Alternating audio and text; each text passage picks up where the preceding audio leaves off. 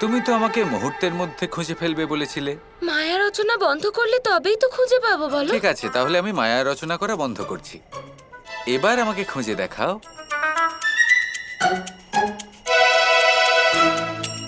খুঁজে পেয়ে গেছি আমি তোমাকে। ঠিক তো? হ্যাঁ, সামনেই তো আছো।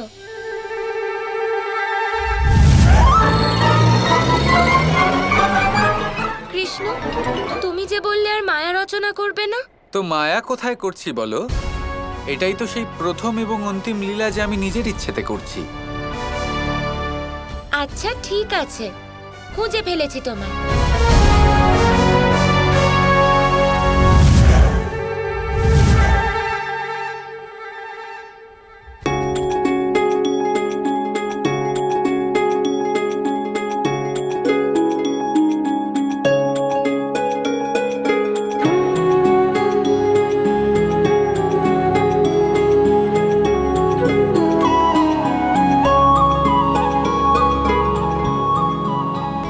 মুরলী মনোহর মোহন মুরারি, সব রূপে যে তোমার লীলায় শুধুই। আচ্ছা, তাহলে তোমার মনে হয় আমি তোমায় চিনতে পারবো না? মুরলী মনোহর মোহন মুরারি, সব রূপে যে তোমার লীলায় শুধুই হেরি।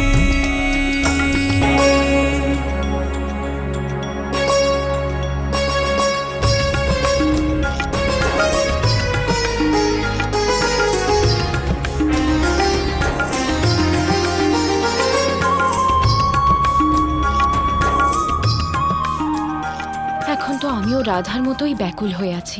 এটা শ্রীকৃষ্ণের কেমন লীলা! যিনি চিরকাল অন্যদের জন্য বেঁচেছেন, তিনি যদি আজ এক মুহূর্ত নিজের জন্য বাঁচেন, তবে তার পেছনের উদ্দেশ্য জানার জন্য ব্যাকুল হয়ে থাকা খুব স্বাভাবিক। এবার শুধু তুমি আছো কৃষ্ণ। আমি বলেছিলাম, যতক্ষণ না আমার উদ্দেশ্য পূরণ হচ্ছে তুমি আমাকে খুঁজেই পাবে না।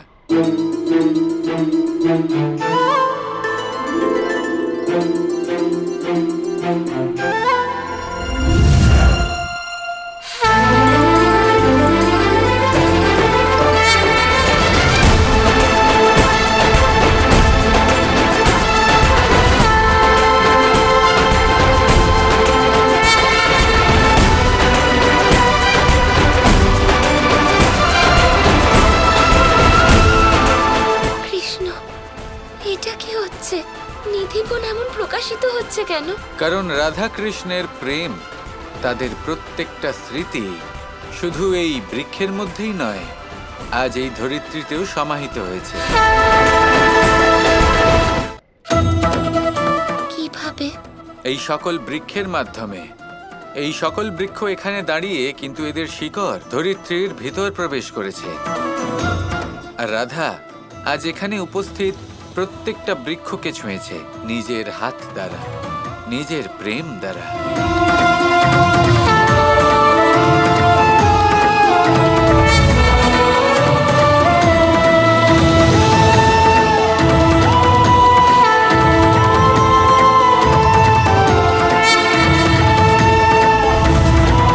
এখানে প্রতিটা বৃক্ষে শুধু রাধাকৃষ্ণের স্মৃতি আছে তা নয়, বরং এই সকল স্মৃতি এই সকল বৃক্ষকে অমর করে তুলবে রাধা।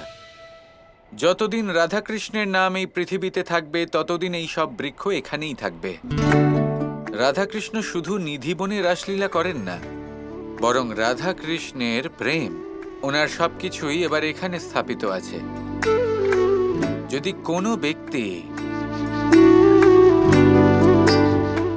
এক মুঠো মাটিও হাতে নেন,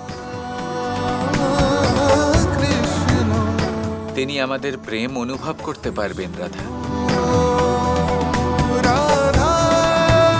যদি কোনো ব্যক্তি এখানে কোনো বৃক্ষকে ছুঁতে পারেন, তাহলে উনি আমাদের জীবন যাপন করতে পারবেন। অর্থাৎ আমরা শুধু রাসলীলা করব তা নয়, বরং নিধিবন আমাদের স্মৃতির সিন্ধুক হয়ে থাকবে কৃষ্ণ। আর এর ভিত্তি হবে প্রেম। আজ তুমি আমাদের স্মৃতিগুলো শুধু অমর করে তুলেছ তা নয়, এই সংসারকে সমর্পণ করে দিয়েছ। যার অন্তরে প্রেম আছে, আজ থেকে আমরা শুধু তার হয়ে থাকব।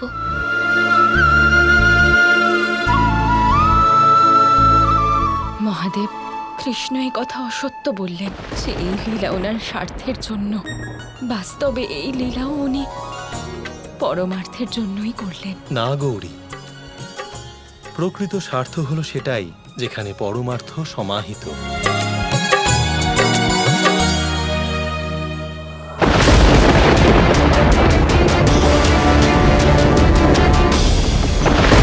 সাবধান, সমুদ্র আসতে চলেছে। সমুদ্র কি মুষলের এই চূর্ণকে গ্রহণ করবে বাবা? সংসারে এমন কিছুই নেই যা সমুদ্রদেব গ্রহণ করেন না।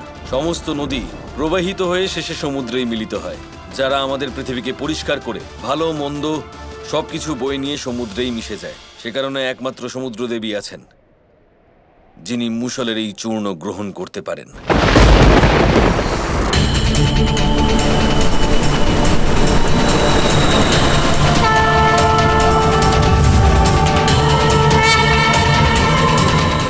না, আমি এটা গ্রহণ করতে পারবো না। যদি আমি এটা গ্রহণ করে নিই তাহলে শুধু আমার জন্যই নয়, এমনকি দ্বারকা এবং শ্রীকৃষ্ণের জন্যও প্রাণঘাতী হয়ে উঠতে পারে। এই মুষলের নেতিবাচক শক্তি অত্যন্ত বেশি। এর বিরোধিতা আমাকে করতেই হবে। শ্রীকৃষ্ণ অথবা মহাদেব, এদের মতো কোনো পরম শক্তির সাহায্য আমাকে নিতেই হবে। গুরুদেব, এরপরে আমরা কি করব? এমন কি কোনো পথ নেই যার দ্বারা আমরা ওই মুষলের টুকরো পেতে পারি? আমাদের ওটা না পেলেও চলবে, কারণ সমুদ্রদেব ওটা গ্রহণ করতে চাইছেন না। আমাদের শুধু এটুকুই সুনিশ্চিত করতে হবে যে মুষলের একটি টুকরো চূর্ণ না হয়েই যেন সমুদ্রে সমাহিত হতে পারে।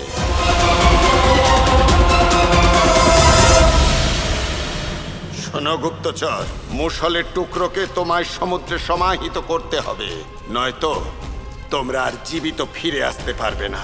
মুষলের টুকরো সমুদ্রে অবশ্যই সমাহিত হবে, এটা আমি কথা দিলাম অসুর গুরু।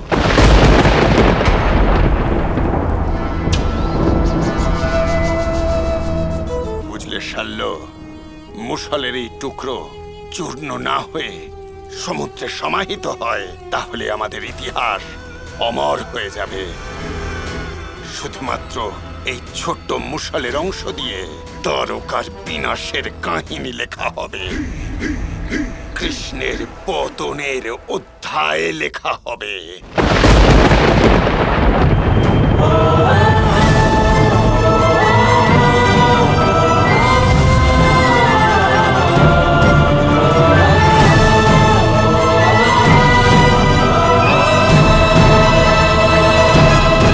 কৃষ্ণ, এসব কি হচ্ছে?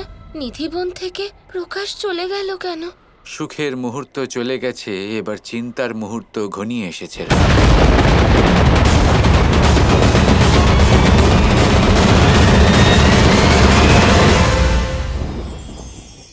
আমি এইভাবে প্রত্যেকদিন নিজের সাথে কিছুটা সময় অতিবাহিত করি, সুচিন্তা করি, কারণ আমি এটা মনে করি যে আমার প্রতিদ্বন্দ্বী অন্য কেউ নয় বরং আমি নিজেই। আর আমি চেষ্টা করি যে আমি যেন নিজেকে নিজের থেকে বেশি শ্রেষ্ঠ করে তুলতে পারি। তাই প্রতিদিন আমি আকলন করি নিজের কর্মের, যে কাল আমি কি উচিত করেছি কি অনুচিত করেছি, যে ভুল আমি করেছি তা আজকে কি করে শুধরে নিতে পারি। যে শ্রেষ্ঠ কর্ম আমি কাল করেছি আজও সেই শ্রেষ্ঠ কর্ম আমাকে করতে হবে।